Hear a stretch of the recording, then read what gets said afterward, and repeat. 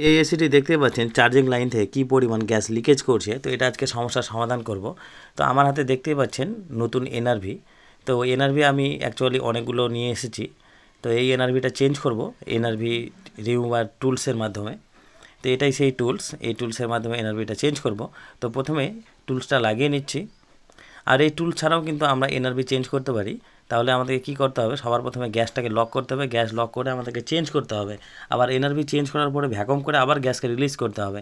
আর এই টুলসের মাধ্যমে যদি আমরা করি তাহলে আমাদেরকে গ্যাস রানিং অবস্থায় আমরা কিন্তু এনআরভি চেঞ্জ করতে পারবো এবং কোনো ভ্যাকুয়ামের প্রয়োজন হবে না, ইজিভাবে চেঞ্জ করতে পারবো, কোনো রকম গ্যাস বাইরে বের হবে না। তো দেখতে পাচ্ছেন এই টুলসের মাধ্যমে পুরনো এনআরভিটা খুলে বের করে নিলাম। এখানে একটা নতুন এনআরভি লাগিয়ে দিচ্ছি।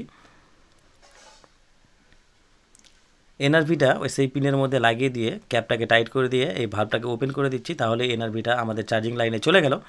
এবার বেশ সুন্দরভাবে টাইট করে দিয়ে গোড়া থেকে টুলসটা খুলে নেব। তো এই টুলসটা সাধারণত দু রকমের হয়, একটা হলো R22 বা 410-এর জন্য, আর একটা হলো R32-এর জন্য।